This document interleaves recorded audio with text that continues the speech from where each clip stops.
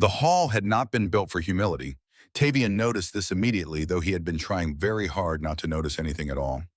The ceiling stretched upward until it seemed less like architecture and more like a polite suggestion to the stars beyond.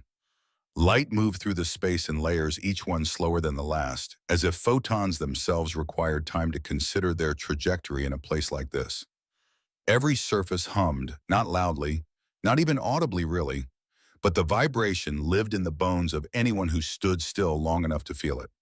Tavien had the distinct impression that the building was aware of him in ways he was not entirely comfortable with. He was 32 years old. He had survived 7 diplomatic postings across 4 systems. He had learned through careful observation and several near-catastrophic mistakes that the safest position in any alien court was precisely between important and forgettable. Tonight, he had achieved that balance perfectly. His seat placed him 3 tables from the sovereign's dais, close enough to signal relevance, far enough to avoid direct attention. The other guests were a carefully curated mixture of species and status, their conversations flowing in languages his translator implant rendered as a soft murmur of political niceties and veiled threats. Tavien focused on his plate. The food appeared to be both liquid and architecturally sound, which violated several laws of physics he had once believed were immutable. He prodded it gently with something that might have been a utensil. The substance quivered. He set the utensil down. This was fine. Everything was fine. He would sit here, nod occasionally at the official and beside him and who was explaining the fermentation properties of asteroid-grown fruit with alarming enthusiasm, and then leave without having agreed to anything offended anyone or accidentally started an interstellar incident. That was when the room changed. Conversations did not stop. Nothing so dramatic, but they adjusted like water around a stone, and Tavien felt the shift reach him before he understood what it meant. He did not look up immediately. That would have been a mistake.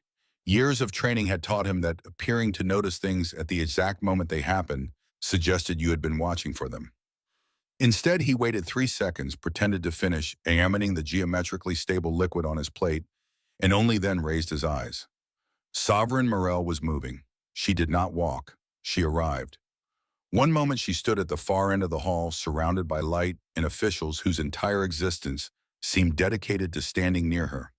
The next she was close enough that Tavien could see the delicate metallic filaments woven through her hair, each one catching the ambient glow and fracturing it into colors that had no names in any language he spoke. Her ears, long and elegant in the way of her people, angled slightly forward, attentive, curious, as if she had just remembered something mildly interesting and had decided to investigate. Tavien considered his options. None of them involved being addressed directly by the sovereign of the Athari convergence. Ambassador Morse.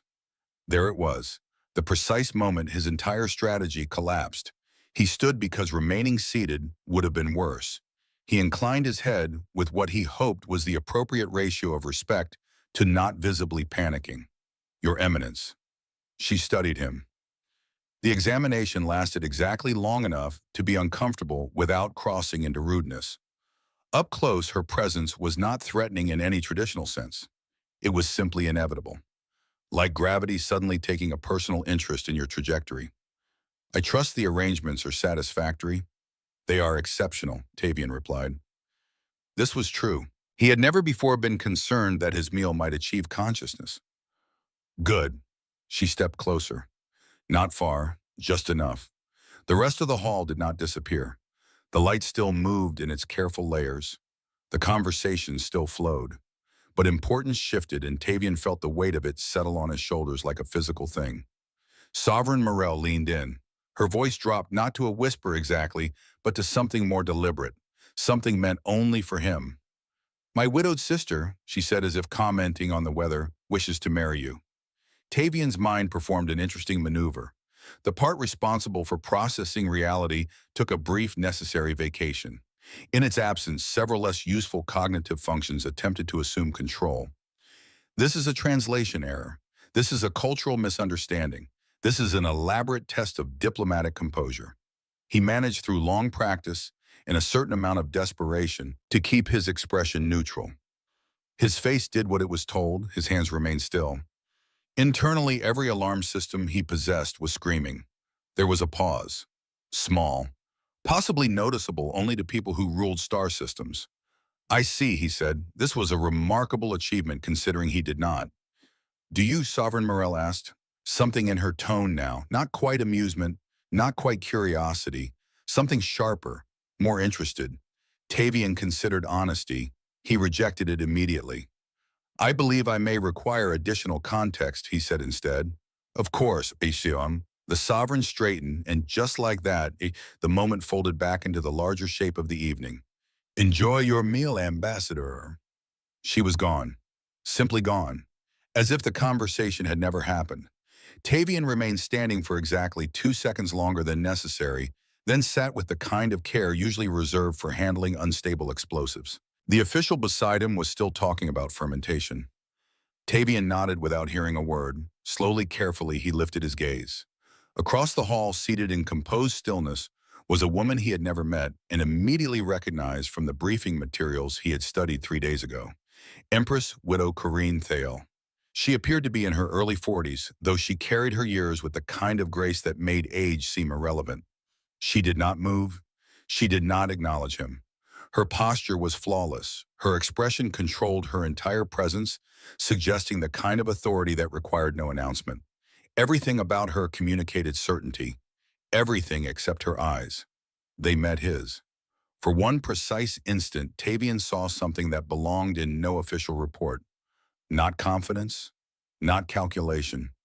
Something closer to, oh no. It vanished immediately, replaced by perfect composure, as if the crack in her facade had never existed. But Tavien had seen it. And worse, he understood it. She had just been told the same thing. Tavien exhaled very slowly. The sound disappeared into the vast humming space of the hall. He reached for his drink. Paused, set it down. No. He needed a clear mind for whatever was about to happen.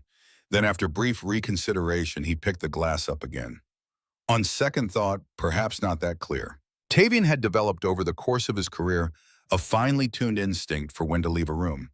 That instinct was currently screaming at him in several languages, most of which his translator implant refused to process. He waited. Patience was a skill, so was recognizing when patience became cowardice. The dinner continued its slow, inevitable progression through courses that defied both description and the laws of thermodynamics. At some point, someone delivered a speech about interstellar cooperation that managed to be both diplomatically necessary and profoundly boring. Tavien applauded at the appropriate moments. All the while, he did not look at Corrine Thael. This required significant effort. The hall's architecture did not help.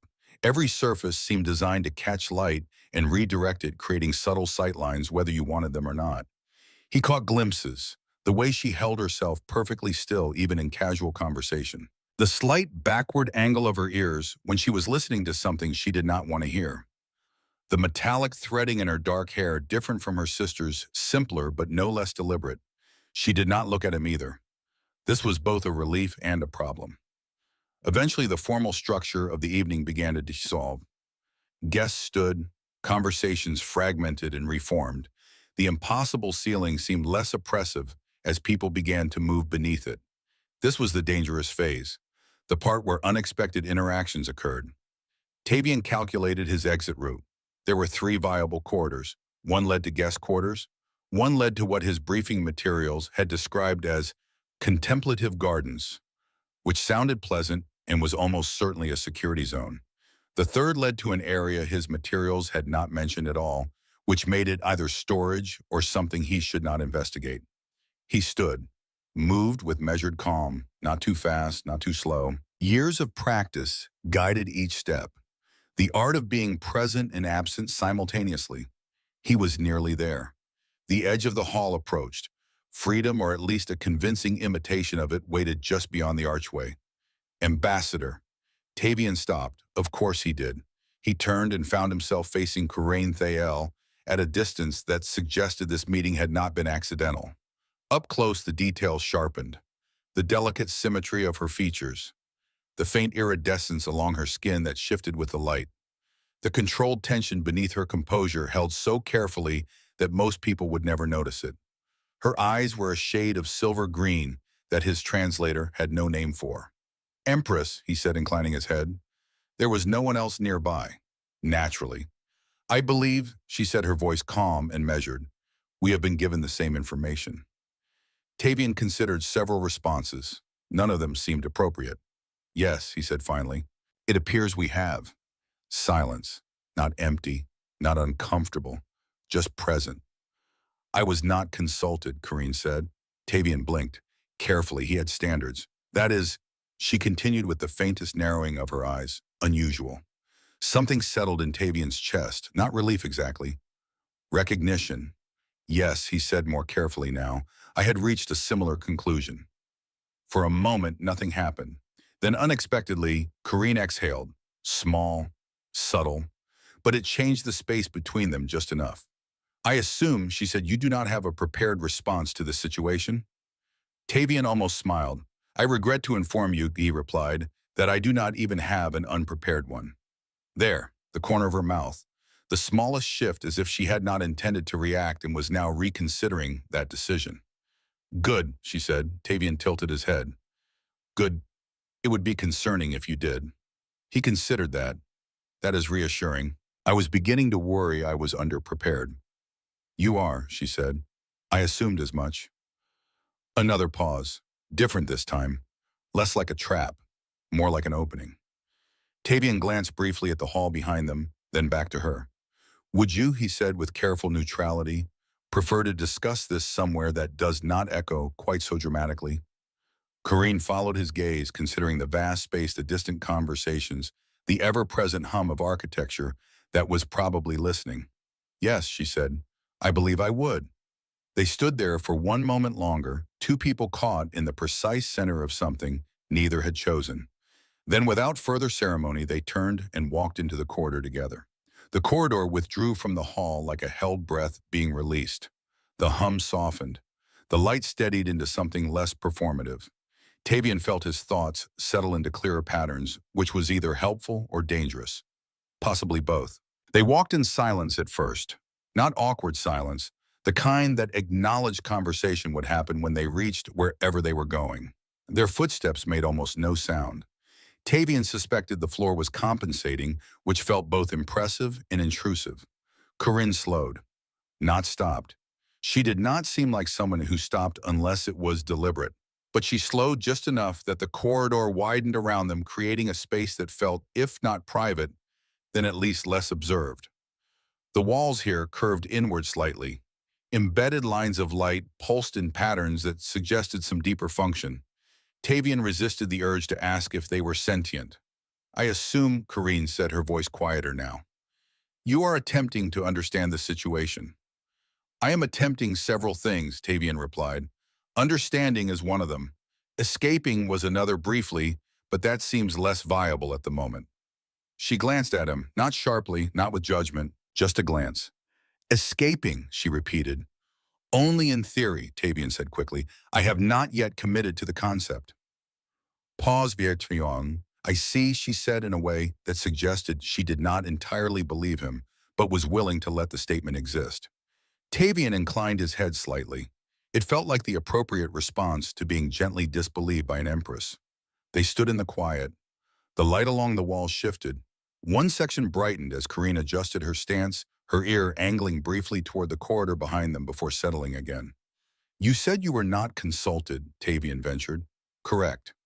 In your position, I imagine decisions of this nature usually require your direct involvement. They do, which makes this unusual. Very. Tavien nodded slowly. So we are both confused. Yes. That is oddly comforting. Her lips quirked ever so slightly, almost imperceptible, but present. My sister, Corrine said after a moment, her tone carefully neutral, does not act without purpose. I had that impression. Which means this situation, however it appears on the surface, serves some intention we have not yet identified. Tavien considered that. That is either strategic thinking or justified paranoia. In my experience, Corrine said, those are often the same thing. I cannot argue with that. The corridor ahead of them curved gently to the right. Tavien had the distinct impression it had not curved that way a moment ago, but he was trying very hard not to think about the architecture's apparent autonomy. I should clarify, Corrine said suddenly, That I have no desire to marry someone I have just met. Tavien blinked. That is direct. I have found that directness saves time. I appreciate that. For the record, I also have no desire to marry someone I have just met. No offense intended. None taken. Good. That seemed important to establish. They reached the curve in the corridor. Beyond it, the space opened into something that was not quite a room, but more than a passage. Tavien stepped through and stopped. The chamber was small, intimate even, but it was clearly not meant for casual conversation. In the center stood a platform, or a table, or something that could be either depending on what it decided it wanted to be. Its surface shifted faintly like liquid, held in an invisible container. The walls pulsed with the same embedded light as the corridor, but here the pattern was different, more focused, more intentional. Corrine stepped beside him. This, she said carefully, feels deliberate. Tavien stared at the structure. I did not choose this location. Nor did I. They stood there both evaluating the space with the quiet suspicion one might reserve for a conversation that had already started without them. Then the room reacted. It was subtle at first. The light along the walls adjusted, narrowing slightly, focusing inward. The central structure shifted its surface, stabilizing into something more recognizable. A table. Definitely a table now, with two distinct sides. Tavien closed his eyes briefly. Of course, he murmured. The table's surface brightened. Patterns emerged across it, lines intersecting and aligning until they resolved into something structured. Symbols, data, a language Tavien's translator implant began processing with a faint delay. He leaned forward slightly, then immediately regretted it. This is, he said slowly, a proposal interface. Corrine did not move. Yes. Tavien stared at it. Of course it is. The symbols adjusted, responding to their proximity. Information expanded. Layers unfolded into readable segments. Names appeared. Titles, systems, agreements. His own name surfaced briefly, then shifted, as if acknowledging his attention. He straightened. I would like to formally state, he said, that I have not agreed to anything. The table dimmed slightly. Corrine's gaze flickered toward it, then back to him. It is not recording consent. This is informational. That is reassuring, Tavien replied. I would prefer not to accidentally confirm a marriage while adjusting my posture. There was a pause.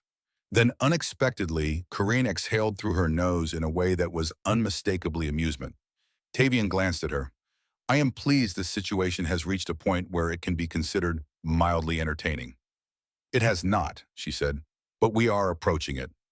The table pulsed again, drawing their attention back. New information surfaced. Parameters, not demands exactly, frameworks. Tavien read in silence for a moment. This is not a simple union, he said finally. No, Corrine replied. It is a consolidation. Yes. Of territories, and yes. Of influence. Yes. Tavien nodded slowly, and we are the symbolic representation of that consolidation. Corrine's gaze did not waver. That is one interpretation. He considered that.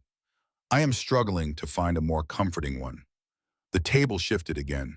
Data reorganized, highlighting different parameters now. Personal ones. Tavien leaned in despite himself. This is new, he said. Corrine stepped closer, her attention sharpening. The information was different. Less formal, less structured. It listed variables, compatibility metrics, behavioral projections, psychological alignments. Tavien blinked. This is evaluating us, he said. Yes, Corrine replied. In real time. Yes. The patterns continued their quiet assessment data, aligning into something that felt increasingly personal. Then the display changed. A new line appeared across the table's surface, clear and unmistakable. Compatibility index. 58% assessment. Status insufficient, recommendation extended. Protocol required. Below it, another line materialized. Overnight deep assessment. 12-hour duration commence. 2,200 hours. Location integration suite. Epsilon. They stood there side by side, the space between them defined by glowing data and impossible decisions.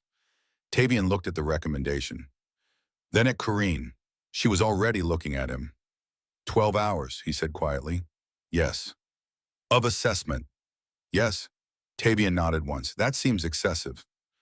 That seems necessary, Corrine corrected. Her expression remained composed, but something in her eyes suggested she was calculating the same impossible variables he was. The table pulsed one final time. The message remained steady. Report to integration suite, Epsilon at 2200 hours or decline assessment and exit protocol. Tavien exhaled slowly. We could leave, he said. Yes. Walk away, pretend this never happened. Yeah. Another pause. Longer this time. But you are not going to, Corrine said. Not a question, an observation. Tavien looked at the data still glowing between them. The territories, the consolidation, the careful architecture of political necessity wrapped around two people who had never chosen each other. Are you, he asked, Corrine's ear angled forward. Attention, consideration. I do not know yet, she said. Ask me in 12 hours. The table's light dimmed to a soft glow as if satisfied with that answer. They stood in the chamber, two strangers caught in a moment that was no longer theoretical, and the architecture around them hummed with patient certainty. Somewhere in the palace, a clock marked 2,200 hours approaching, and neither of them moved toward the exit, integration suite. Epsilon was not what Tavien had expected. He had imagined something clinical, sterile, the kind of space where data was collected and emotions were irrelevant. Instead, he found himself in a chamber that felt almost organic. The walls curved like the inside of a shell, their surface embedded with the same living light he had seen throughout the palace, but here the glow was softer, warmer. In the center of the room, two seats faced each other. Between them, a space that was currently empty, but felt deliberately so, as if waiting for something to fill it. Corrine arrived exactly at 2200 hours. She had changed from her formal attire into something simpler, though no less elegant. The metallic threading in her hair caught the ambient light as she entered. Their eyes met. Neither spoke immediately. A voice emerged from the walls themselves. Neutral, genderless, the kind of voice that suggested vast processing power and absolutely no interest in small talk. Ambassador Morse, Empress Thael, welcome to Extended Assessment Protocol. Tavien settled into one of the seats. It adjusted to him immediately, which was both comfortable and unsettling. The next 12 hours will consist of simulation-based evaluation. The system continued. Scenarios will adapt based on your responses. Cooperation is encouraged, but not required. You may exit at any time. Corrine took her seat across from him. Her posture was perfect, but Tavien was beginning to recognize the small signs of tension. The slight backward angle of her ears, the way her hands rested just a fraction too still in her lap. One question, Tavien said to the empty air. What happens if we fail? Failure is not applicable, the system replied. Only data. That is not reassuring. It was not intended to be reassuring, it was intended to be accurate. Something shifted in Corrine's expression, subtle but unmistakable. The space between them shimmered. Light coalesced into form. The first scenario built itself around them like a memory taking shape. They were in a negotiation chamber. Not this one. Somewhere else. The walls displayed star maps, territorial boundaries rendered in glowing lines. Around them, holographic figures materialize. Diplomats, officials, each one wearing expressions of carefully controlled hostility. Tavien recognized the setup immediately. Trade dispute, resource allocation. The kind of situation where the wrong word could escalate into something nobody wanted. One of the holograms spoke, its voice sharp with accusation. The language was unfamiliar, but his implant translated instantly. The Morse delegation has violated the Tertius Accords. We demand immediate compensation. All eyes turned to him. Tavien felt Corrine's gaze as well, though she said nothing. This was his moment to respond. He took a breath, considered his options, chose honesty. The Tertius Accords contain an exemption clause for humanitarian intervention, he said calmly, which is precisely what occurred. No violation took place. The holographic diplomat's expression hardened. That is a convenient interpretation. It is the correct interpretation, Corrine said. Tavien glanced at her. She had not moved, but her voice carried absolute authority. The accords, she continued, were written to prevent exploitation, not to prevent aid. Ambassador Morris acted within both the letter and spirit of the agreement. The hologram shifted, recalculated, One by one, their aggressive postures softened into something more negotiable. The scenario dissolved. The voice returned. Coordination adequate, mutual support demonstrated. Processing. They sat in silence for a moment. "You did not have to support my position," Tavien said quietly. "I know. Then why did you—" Corrine looked at him directly. "Because you were right." Something in his chest loosened, just slightly. The second scenario arrived without warning. This time they stood in what appeared to be a ceremonial space. The architecture was distinctly Athari, all flowing curves and embedded light. Around them, witnesses watched in expectant silence. A figure approached them, holding what looked like a length of crystalline thread. The system's voice whispered context directly into Tavien's awareness. Cultural binding ceremony, physical coordination required. Symbolic unity gesture. Tavien looked at Corrine. She was closer now than she had been a moment ago, close enough that he could see the faint iridescence along her skin shift with her breathing. "I do not know this ritual," he admitted. "I do," she said softly. "Follow my lead." The figure extended the thread toward them. Corrine raised her right hand. Tavien mirrored the gesture. Their fingers did not touch, but the space between them measured in millimeters rather than centimeters. Corrine's hand moved in a slow, deliberate pattern. Tavien watched, learned, matched her rhythm.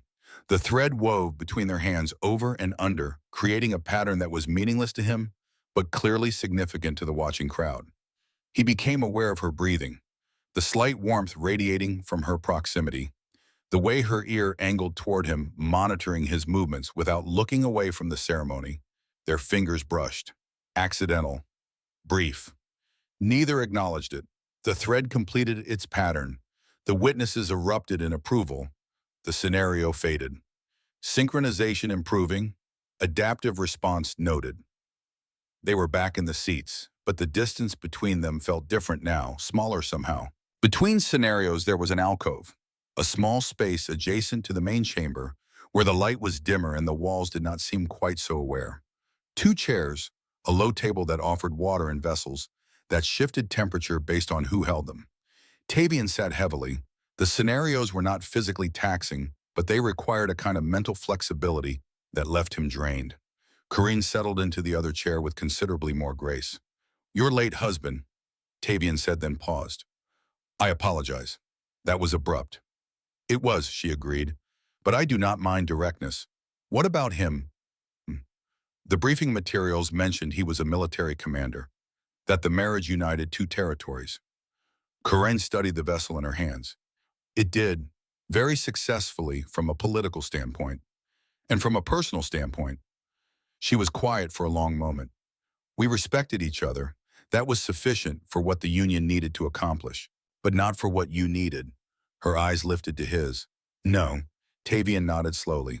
"I understand that more than you might expect."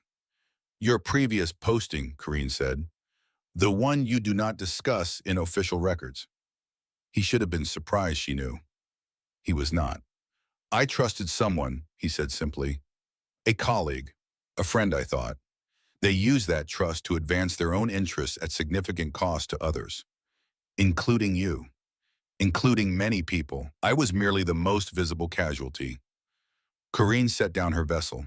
"That is why you chose strategic invisibility. If you cannot be seen, you cannot be betrayed." Tavien smiled without humor, or so I told myself. "But you are here," she said, "being very visible." "Yes." He met her gaze. "I am still deciding how I feel about that." The alcove's light pulsed gently. A warning. The next scenario was ready. They stood, closer to each other now than they had been when they sat down. The scenarios continued. They came faster now, each one bleeding into the next with less transition time. A crisis aboard a transport vessel. Tavien had to decide treatment protocols while Corrine managed panicking passengers. Her calm authority and his medical knowledge combined into something effective. A resource shortage requiring impossible allocation decisions. They genuinely argued about priorities and ethics, found compromise not through agreement, but through understanding why the other believed what they did. A formal dinner where every course carried symbolic meaning. Tavien stumbled through the ritual. Corrine caught each mistake before it became offensive. Her quiet corrections delivered in ways that made them seem intentional. The compatibility index climbed. 58 became 67, then 72, then 79. Neither of them mentioned it. The scenario that changed everything started simply. They were in a living space, modest, comfortable. Morning light filtered through windows that overlooked a garden Tavien did not recognize. The air smelled like something growing. He stood in what appeared to be a kitchen. Corrine sat at a small table nearby, reading something on a translucent display. "This is different," Tavien said. "Yes." The system's voice did not intrude. No instructions, no context, just the space and their presence within it. Tavien looked at the kitchen surfaces, found what might have been a brewing device for hot beverages. The interface was intuitive enough that he managed to produce 2 cups of something that steamed gently. He brought one to the table. Set it down near Corrine. She looked up. Their eyes met. "Thank you," she said. 2 words. Nothing more. But something in her expression was different. Softer. Tavien sat across from her, picked up his own cup. The silence that followed was not empty. It was full of a kind of peace he had not expected to find in a simulation. "This is strange," he said quietly. "What is... This feels more real than the ceremonial binding did. More real than the crisis scenarios." Corrine set down her display. "Yes, I was thinking the same thing." "Why do you think that is?" She considered the question. "Because this is the kind of moment that cannot be performed. You either feel comfortable in someone's presence or you do not." "And do you?" Tavien asked. "Feel comfortable?" Corrine's ear angled forward. Tension. Consideration. "Yes," she said, "I do." The admission hung in the air between them. Tavien reached across the table, not thinking, not planning. His hands simply moved and found hers. Their fingers touched, deliberate this time. Chosen. Corrine did not pull away. The scenario continued around them, but neither of them noticed when it faded. They were back in the alcove. The compatibility index had jumped again. 86%. Tavien stared at the number. "I am not doing this for the system," he said suddenly. Corrine looked at him. "What? The scenarios, the assessment. I am not cooperating because I want to achieve some arbitrary percentage."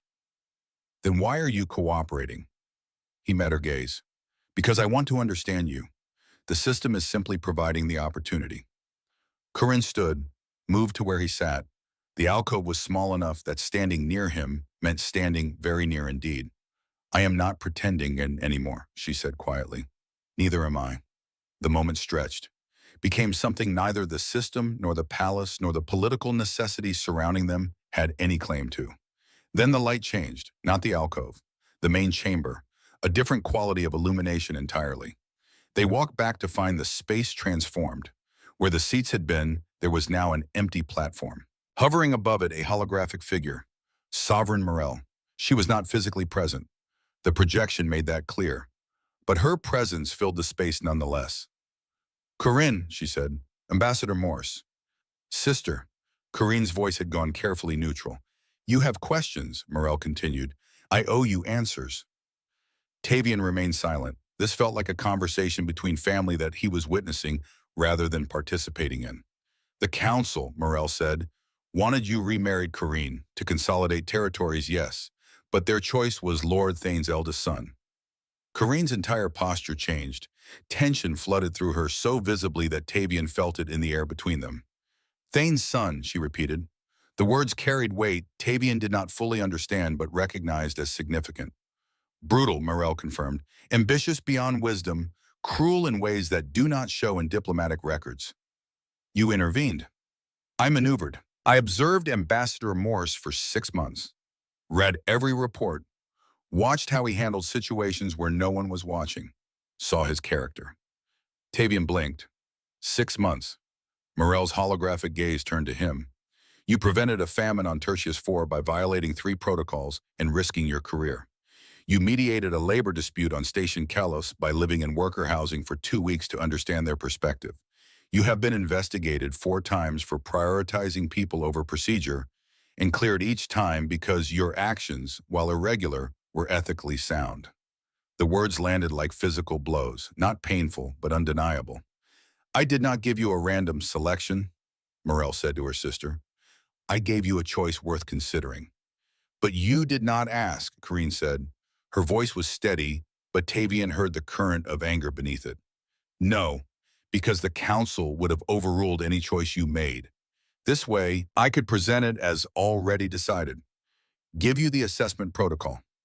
Let you discover if I was right. Silence filled the chamber. You still took our agency, Tavien said quietly. Morrell's projection turned to him fully.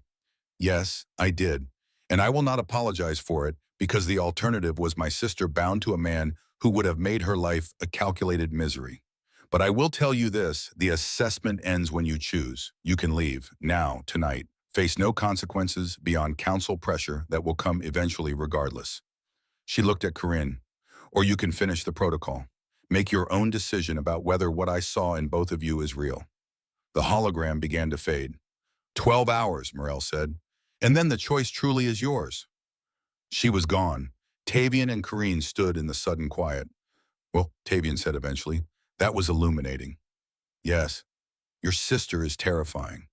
Yes, but she was trying to protect you. Corrine's ear angled back. In the most manipulative way possible. I will not argue with that assessment. They looked at each other. The weight of revelation and exhaustion, and something else neither was quite ready to name, settled between them. We should finish the protocol, Corrine said. Yes. Not because she orchestrated this.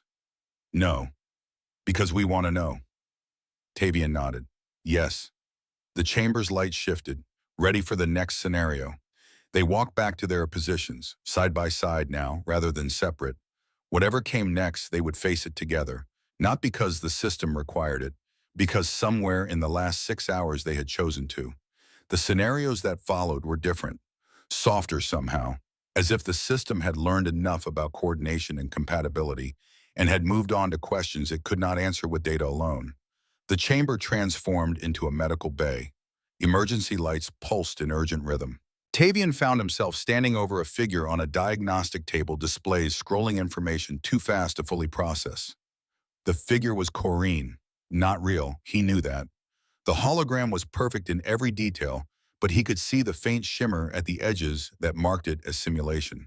Still his hands moved without conscious thought, checking readings, adjusting treatments. The system's voice came soft and clinical. Critical trauma, resource limitations, 2 treatment options. Option 1, high success probability, significant recovery time. Option 2, faster recovery, moderate risk of permanent damage. Choose. Tavien looked at hologram Corrine, then at real Corrine who stood at the edge of the simulation watching. Option 1, he said without hesitation. Time is a factor. The system pressed. Option 2 is more efficient. I did not ask for the most efficient option. I asked for the one that does not risk her. The scenario shifted. Now Corrine stood where he had been and Tavien lay on the table. He watched her face as she made the same calculation he had just completed. Option 1, she said, her voice absolutely certain. The simulation faded. Neither of them spoke about it. The next scenario built a different kind of space around them. A room. Simple. Comfortable. But the details suggested permanence. Belongings that had accumulated over time. A shelf with objects that meant nothing individually, but collectively told a story of years lived in the same place. 2 chairs sat near a window. Outside, something like sunset painted the sky in colors that had no names. Tavien and Corrine were not young here. The holograms showed them aged, decades older, his hair silver white, her face carrying the elegant lines of a life fully lived. They sat in those chairs, and the scene that played out was so simple it bordered on mundane. Hologram Tavien said something, a comment about the garden outside. Hologram Corrine replied with gentle mockery about his inability to remember which plants needed shade. They laughed, quiet, comfortable. The laughter of people who had heard each other's jokes 1,000 times and still found them funny. Then hologram Corrine reached across the space between their chairs, took hologram Tavien's hand. I would choose you again, she said. The words were soft, almost lost beneath the sound of wind through the projected garden. Real Tavien felt something in his chest tighten. The scene held for a moment longer. Then it dissolved, leaving them standing in the chamber, decades younger than the versions they had just witnessed. Tavien turned to Corrine. Would you, she met his eyes. Would I what? Choose me again, if you had the chance. Corrine stood very still. The question hung between them like something fragile. Ask me in 50 years, she said finally. The chamber's light shifted, not to a new scenario, to something else entirely. The central platform rose, on it a display unlike anything they had seen in the previous hours. Not projections, not simulations, just data, clean, final. The compatibility index sat at the top, 93%. Below it, dense blocks of analysis, behavioral alignment, adaptive variance, psychological compatibility. Every metric the system had been measuring throughout the night. And at the bottom, a single line of text that pulsed with quiet certainty, assessment complete, recommendation, union approved. They stared at it, the weight of algorithmic certainty rendered in glowing symbols. Then the display changed. New text appeared and Tavien felt the shift in the chambered atmosphere, clearly as if someone had opened a door. Analysis conclusion, compatibility, metrics exceed threshold. However, true union requires conscious choice beyond algorithmic approval system. Assessment at protocols terminated, chamber monitoring disabled, decision authority transferred to participants. The light in the chamber dimmed. Not darkness, but a softer illumination that felt less invasive, less aware. The voice that had guided them through the night spoke one final time. Ambassador Morse, Empress Thael. This system was designed to measure compatibility. It has completed that function. What it cannot measure is choice. That belongs to you alone. A pause. All monitoring has ceased. This chamber is now simply a room. You may exit at any time, or you may remain and discuss your decision in privacy. Another pause. Longer. Assessment complete. Decision authority is now yours. The presence that had filled the space for 12 hours withdrew. Not dramatically. It simply stopped being there. Tavien and Corrine stood in the sudden quiet, two people who had been observed and measured and analyzed, now finally alone. The exit corridor's light pulsed softly. Available. Open. Neither of them moved toward it. Corrine walked to one of the seats they had occupied hours ago. Sat with the kind of deliberate care that suggested her composure was harder won than it appeared. Tavien remained standing for a moment longer, then joined her. Not in the opposite seat, in the one beside hers. The silence that followed was not empty. It was full of everything they had experienced together in this strange artificial night, full of everything they had not yet said. We could walk away, Tavien said finally. You heard your sister. No consequences. Beyond the council's continued pressure. Yes, beyond that. Corrine looked at him. Why would you stay? You have nothing to gain from this. A diplomatic posting can be found anywhere. Tavien considered the question. It deserved honesty. 6 months ago, he said slowly, I watched a famine develop on Tertius 4 because the relief protocols required 17 approvals before food could be distributed. I violated 3 of those protocols, sent the supplies immediately. Sovereign Morrell mentioned that. What she did not mention is that I spent the next month certain I had ended my career, that the right choice would cost me everything I had worked for. Corrine's ear angled toward him, listening. But it did not, Tavien continued. I was investigated, cleared, reassigned, and I learned something about myself that I had not known before. What was that? That I would rather live with consequences I chose than safety I did not. He turned to face her fully. This, he gestured at the chamber around them, is not what I would have chosen. Not the method, not the manipulation, not the political necessity wrapped around it like a net. No, Corrine agreed quietly. But you, Tavien said, the last 12 hours, learning how you think, how you react under pressure, how you make breakfast in a simulation and argue about hypothetical children and hold my hand when you think I need it, even though you would never admit that is why you did it. Corrine's expression shifted, something between surprise and recognition. That, Tavien finished, I would choose, if you would let me. The words settled into the space between them. Corrine was quiet for a long time. When she spoke, her voice was softer than he had heard it all night. My husband died 3 years ago. The union had been politically successful. We managed territories well together, prevented conflicts, built trade relationships. She paused. But I was lonely. Every single day of 22 years was lonely. Her eyes met his. I told myself it did not matter. That personal happiness was a small price for stability, that I could live with the emptiness as long as it served a purpose. And now I have spent 12 hours with someone who makes me laugh, who argues with me about ethics instead of agreeing because I am an empress, who chose the safer medical option when efficiency would have been acceptable. She reached across the small distance between them, found his hand, held it. I do not want to be lonely anymore, she said, but I will not trade one cage for another. Tavien felt the weight of her words, the trust they represented. Then we do not accept their terms, he said. Corrine tilted her head. Explain. Your sister presented this as decided. The council sees it as political consolidation. The system measured it as compatibility percentages. He shifted to face her, fully still holding her hand. We tell them they are all wrong. And replace it with what? Tavien took a breath. We accept a partnership, not a marriage. Not yet. We take 6 months. Court properly. Learn each other outside of political necessity and algorithmic assessment.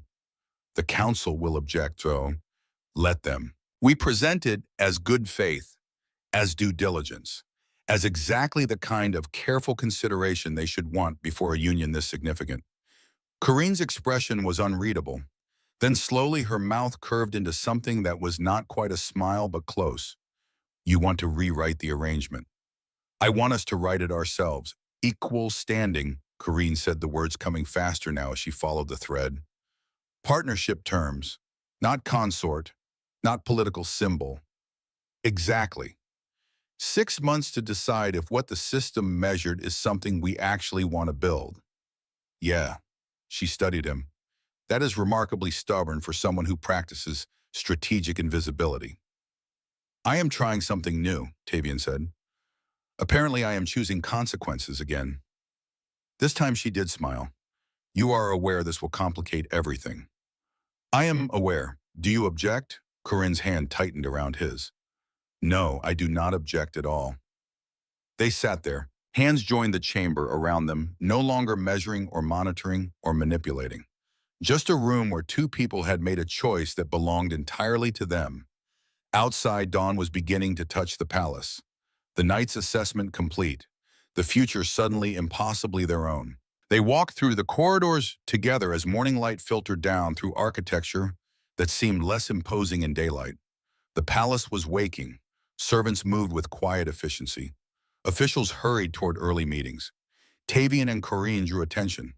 Of course they did. The widowed empress and the human diplomat walking side by side after a night in the assessment chamber. Speculation would spread like fire through dry grass. Let it spread.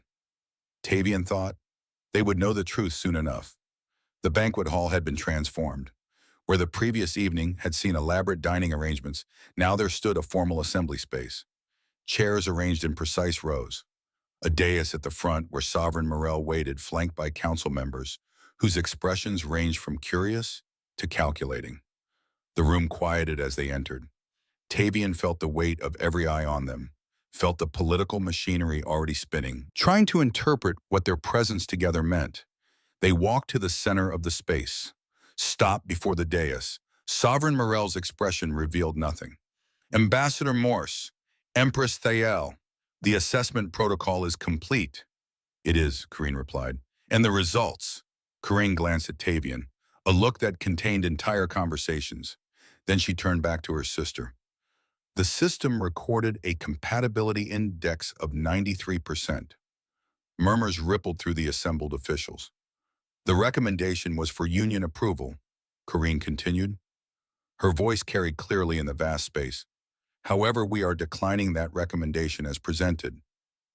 The murmurs became something louder, more agitated.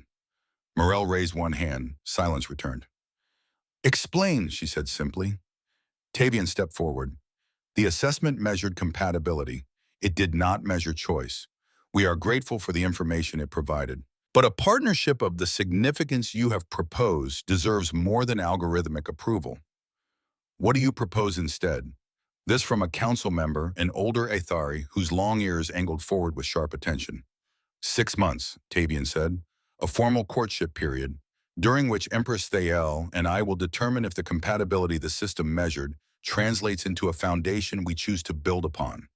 That is irregular, another council member objected. That is wise, Morrell countered, her gaze fixed on her sister.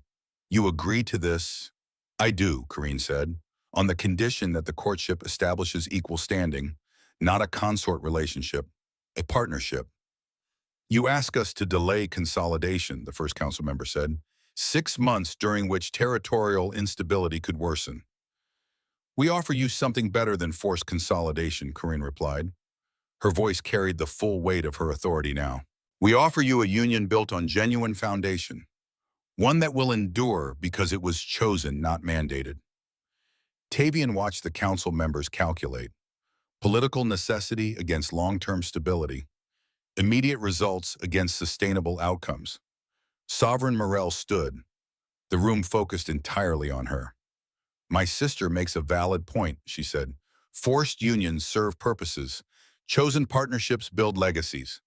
She looked at Corrine, and for just a moment, Tavien saw something pass between the sisters. Understanding.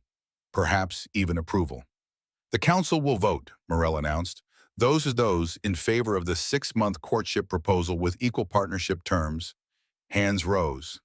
Slowly at first, then more quickly as the logic became clear. 7 out of 11 council members approved. The chamber held its breath for a moment. This was unprecedented, a formal courtship with equal partnership terms presented by the participants themselves rather than arranged by the council. Morrell's expression remained composed, but Tavien caught the faintest curve at the corner of her mouth. The proposal is accepted, she declared. 6 months beginning today. Ambassador Morris will be granted diplomatic residence appropriate to his standing.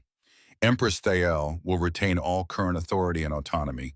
At the conclusion of the courtship period, both parties will declare their decision for this council. She paused. And we will respect whatever decision they make. The formality concluded with ceremonial efficiency. Documents would be prepared, announcements would be made. The political machinery would adjust to this new configuration. But Tavien barely heard the details. He was focused on Corrine beside him, the way she held herself with dignity and relief in equal measure. They were dismissed. The crowd began to disperse. Tavien and Corrine walked back toward the corridor where they had first truly spoken barely 12 hours ago. It felt like a lifetime had passed since then. At the corridor entrance, Corrine stopped, turned to face him. Do you regret it? She asked quietly. Which part? Choosing me when you could have walked away. Tavien considered the question.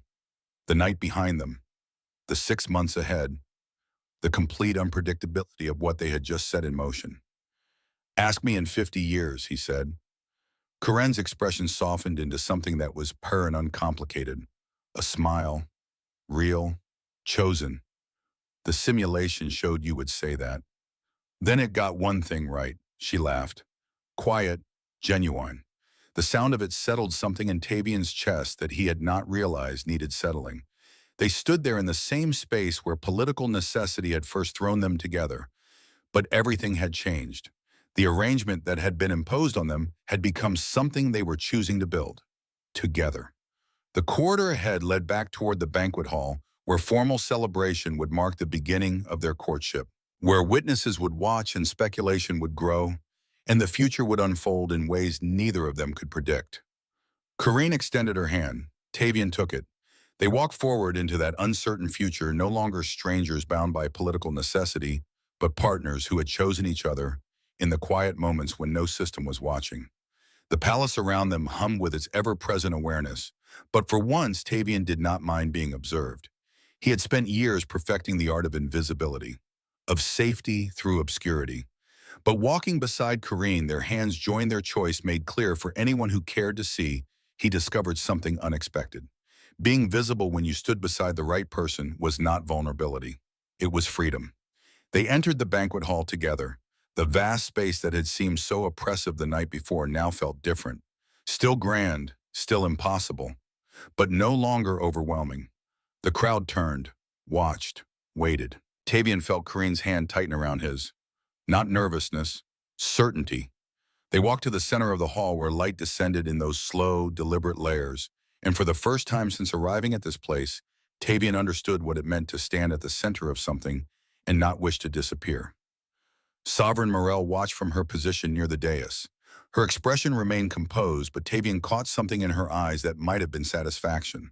She had orchestrated this, manipulated the pieces, forced a situation neither he nor Corrine had chosen. But in the end, she had been right about one thing.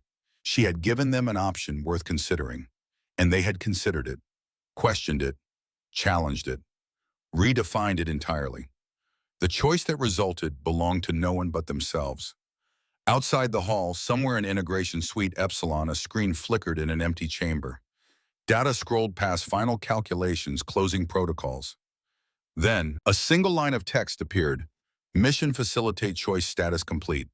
The screen went dark. The system, having accomplished what it was designed to do, had no further purpose. It had measured compatibility, provided opportunity, created space for understanding to develop. But the choice itself, the real choice that would determine what came next, had never been the system's to make.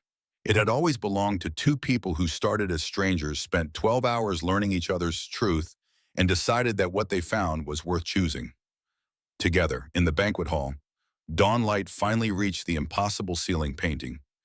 Everything in shades of gold and possibility. Tavien looked at Corrine. She looked back. And somewhere in that exchange, in that moment of shared understanding and chosen future, the assessment that truly mattered completed itself. Not with percentages or metrics or algorithmic certainty, but with something simpler, more powerful, and entirely their own, a beginning.